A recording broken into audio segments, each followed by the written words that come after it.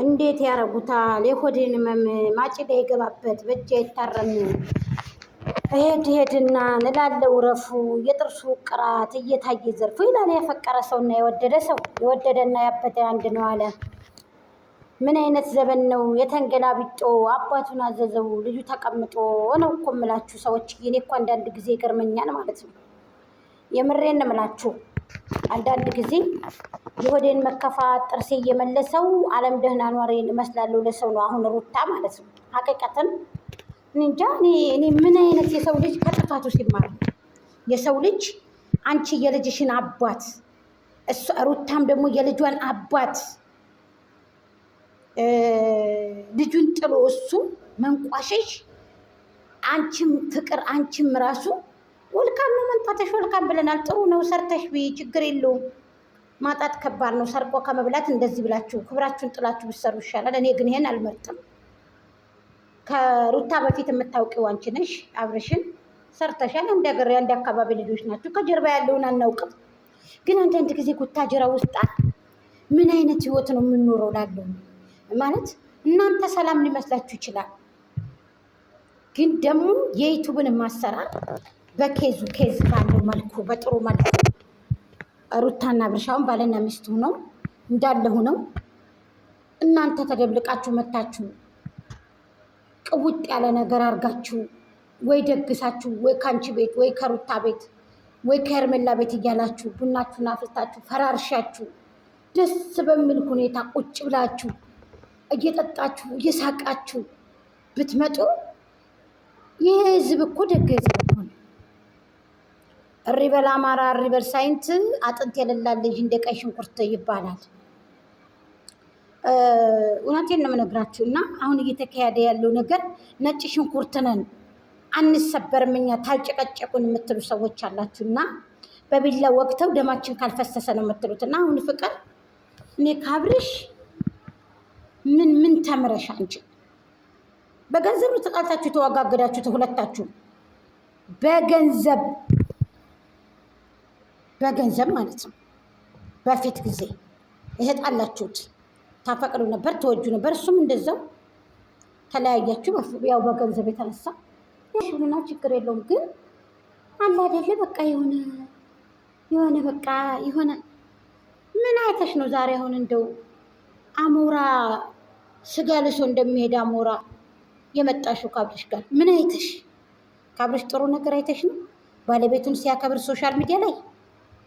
ሩታኔ አንዳንድ ጊዜ ልንገርሽ፣ እኔ የእውነት አንጀቴን እኔ አጎንብሰሽ አይቼ ነው እኔ ውስጥ ያዝኗል። በጣም ይቅርታ አድርጉልኝ ጋይስ።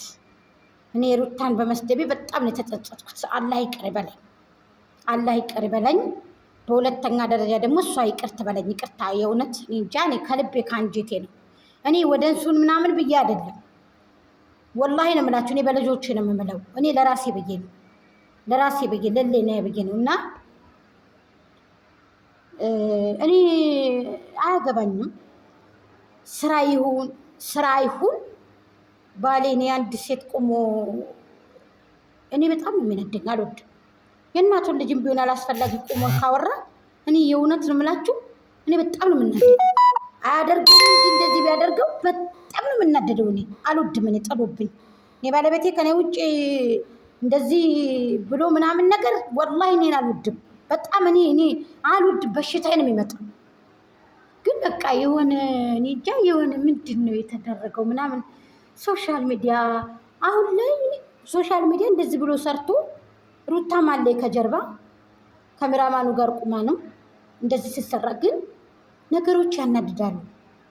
አብርሽ ግን ወላሂ ነው ምልክ እንደዚህ ተብሎ የመጣው ገንዘብ ቢቀርስ የእሷን ልብ ሰብረክ። የእውነት እኔ አንዳንዴ ሰዎቹ ደግሞ ተናዳ ምናምን እሷ እንደሷ ልበ ሰፊ ሰው አለ እንዴ?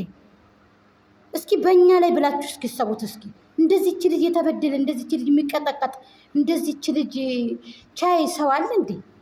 እንደዚህ ተብሎ ነው ገንዘብ የሚገኘው። ዩቱብ ላይ የገባችበት እኮ ነገር ሆኖ እልክ ይዟት እኮ ነው። እንደኔ የእውነት አልወጣበትም ጥግ ድረስ ሄዳለሁ ብላ እልክ ይዟት ነው እንጂ ይህንን ስራ ማንም ፈልጎት አይደለም። ሀቁን ልናገር ከተባለ ማለት ነው። መቼም የትውልዱ የተበከለ ስለሆነ ነው እንጂ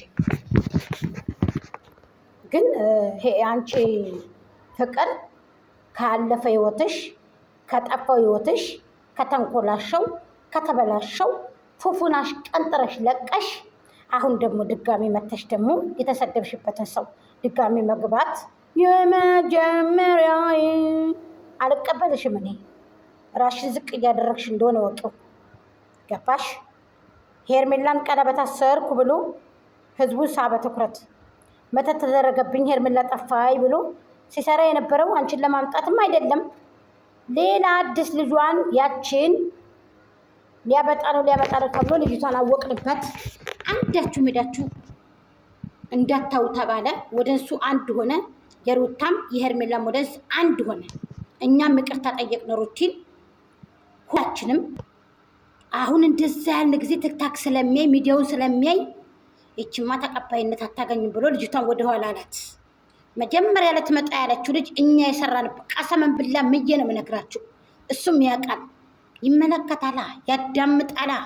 እንደውም ባዶውን እናስቀረው ሰብስክራይቡን አንስተን ስንል ፍቅርን ይዞ ከቻቻል። ለምን የሄርሜላ ወደንሶች በአብዛኛውን የፍቅር ወደንሶች ናቸው፣ ፋሚሊ ናቸው።